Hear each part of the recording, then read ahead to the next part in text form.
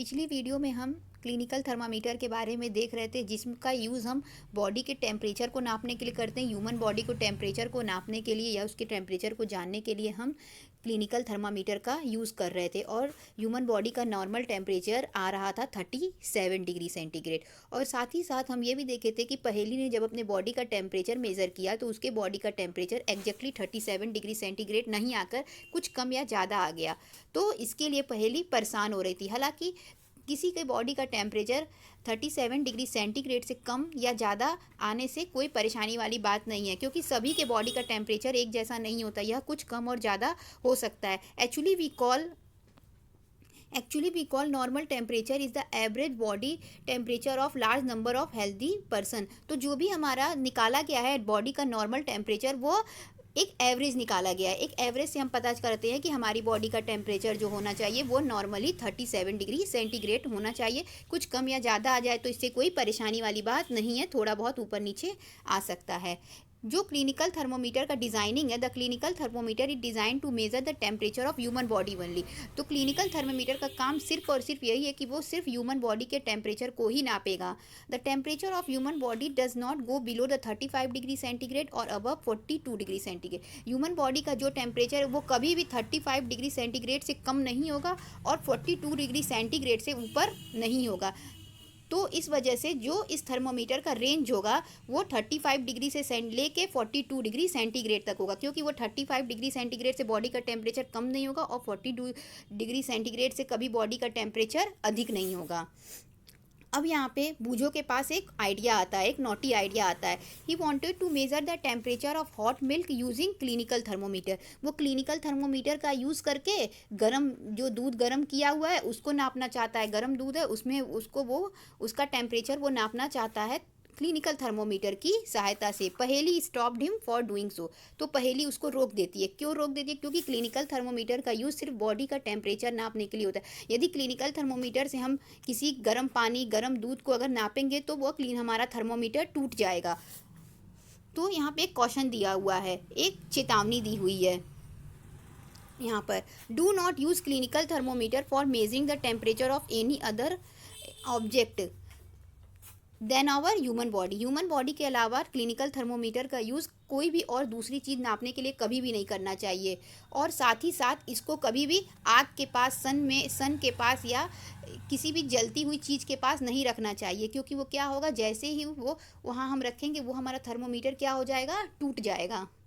अब है next laboratory thermometer. तो अगर हमें गर्म दूध गर्म पानी के बारे में जानना है कि कितनी गर्म है, कितनी ज़्यादा गर्म है वो, तो इसके लिए भी एक थर्मोमीटर है जिसका नाम है लेबोरेटरी थर्मोमीटर। तो दूध, पानी, अगर इन सब चीज़ों के टेम्परेचर को हमें जानना है तो हम लेबोरेटरी थर्मोमीटर का इस्तेमाल करेंगे।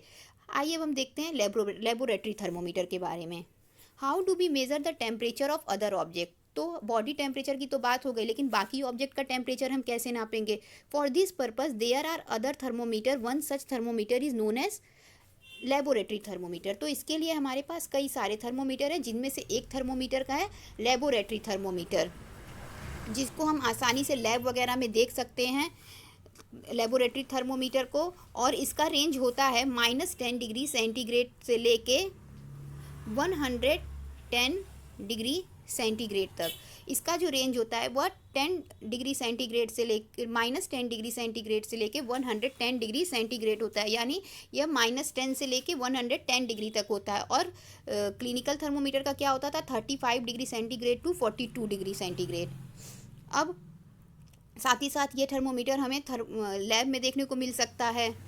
अब एक्टिविटी 4.4 में ये दिया हुआ है कि हमें एक्टिविटी 4.4 को हम ब्रीफ में बताते हैं आपको कि एक्टिविटी 4.4 में ये दिया हुआ है कि हमें अपने क्लिनिकल थर्मोमीटर को इस्तेमाल करते समय हमेशा उसे सीधा रखना चाहिए, यानी उसे झुका के नहीं रखना चाहिए। हमेशा हमें क्लिनिकल थर्मोमीटर को इस्तेमाल करते समय सीधा रखना चाहिए, जैसा कि इस डायग्राम में दिखाया गया है। और ना ही इस थर्मोमीटर को बॉटल के या जिस भी चीज़ में हम मेजर कर रहे हैं, बीकर में या किसी भी चीज़ में, जिस भी चीज़ में हम मेज़र कर रहे होंगे इस थर्मोमीटर से टेम्परेचर, वो उसके बॉटम को नहीं छूना चाहिए। ये एक्टिविटी 4.4 4 में दिया हुआ है कि हमें किस तरीके से लेबोरेटरी थर्मोमीटर का इस्तेमाल करना चाहिए। तो इस थर्मोमीटर का इस्तेमाल जब भी हमें करना चाहिए एकदम सीधा पकड़ना चाहिए, और साथ ही साथ इसकी जो बल्ब होती है यानी इसकी जो आगे के हिस्से जो जहाँ पे मरकरी रहता है उसको कभी भी उस बर्तन के जिस बर्तन में हम नाप रहे हैं, पानी नाप रहे हो, दूध नाप रहे हो गर्म, तो उसको उससे उसके बॉटम से कभी भी टच नहीं कराना चाहिए, जो कि 4.4 में हमें ये समझाया गया है कि हमें किस तरीके से लेबोरेटरी थर्मोमीटर को इस्तेमाल करना चाहिए। अब एक्टिविटी 4.5 दिया हुआ है। अब एक्टिविटी 4.5 हम देखेंगे। Take some hot water in beaker और एन मग। दिया है कि किसी बीकर या मग में कुछ गर्म पानी ले लेंगे। Dip the thermometer in water. उसके बाद से क्या करेंगे, उसमें हम अपने लेबोरेटरी थर्मोमीटर को डिप करेंगे यानी डालेंगे, पूरी तरह डाल के छोड़ नहीं देंगे, सिर्फ हम उसमें डालेंगे।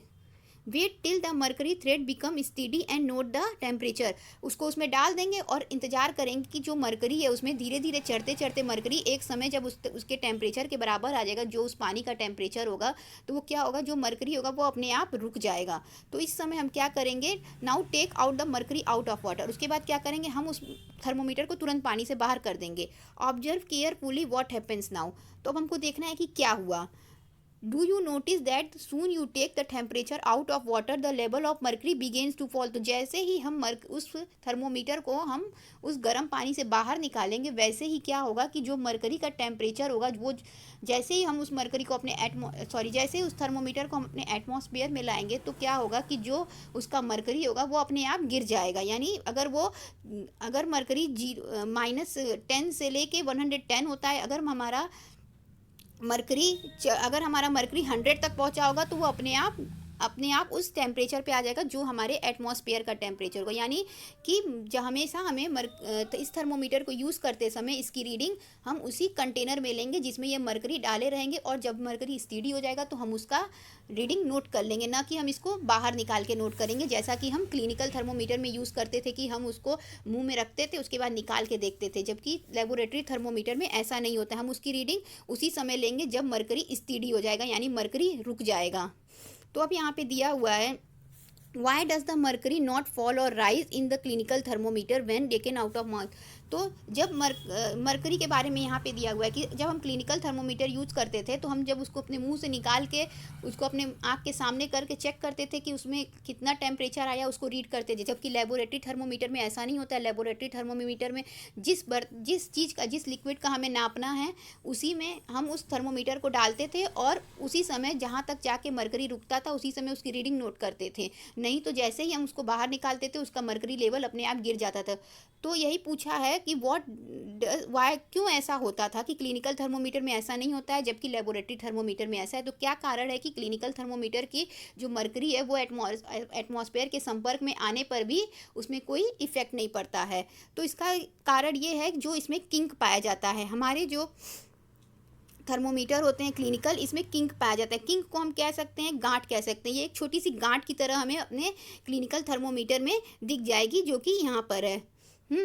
तो इस वजह से होता है, उस किंक की वजह से ही होता है कि मरकरी इतनी तेज़ी से नहीं गिर पाता, जबकि लेबोरेटरी थर्मोमीटर में ये किंक नहीं पाया जाता। इस कारण से इस तरीके का हमें देखने को मिलता है। तो हमें यह समझ में आया कि हमें जो लेबोरेटरी थर्मोमीटर है उसका यूज़ हमें उस लिक्विड में डाल के करना चाहिए, और जैसे ही हम उसको थर्मोमीटर को लिक्विड में डालेंगे, वैसे धीरे धीरे मरकरी ऊपर चढ़ने लगेगी, और जहाँ तक मरकरी जाके रुक जाती है, स्टेडी हो जाती है, तो चढ़ना बंद कर देती है, वहीं पे हम उसका रीडिंग नोट कर लेते हैं।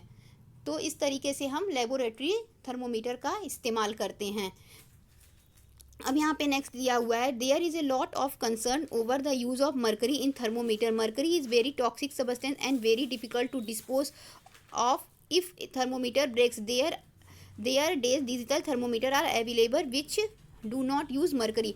तो आजकल क्या हो गया है, आजकल तो मरकरी थर्मोमीटर का झंझट ही खत्म हो गया कि जिसमें मरकरी पड़ा रहे। आजकल डिजिटल थर्मोमीटर आने लगे, क्योंकि मरकरी एक तरह का टॉक्सिक सब्सटेंस है। अगर वो फूट जाए तो उसको ख़त्म करना या मरकरी को समाप्त करना थोड़ा मुश्किल हो जाता है, और ये थोड़ा सा हार्मफुल भी होता था। इस कारण से क्या हुआ है कि अब डिजिटल थर्मामीटर आ गए हैं जो हमें हमारे बॉडी का टेम्परेचर आसानी से बता देते हैं। अब नेक्स्ट टॉपिक है transfer of heat. Transfer of heat हम नेक्स्ट वीडियो में देखेंगे। Thank you.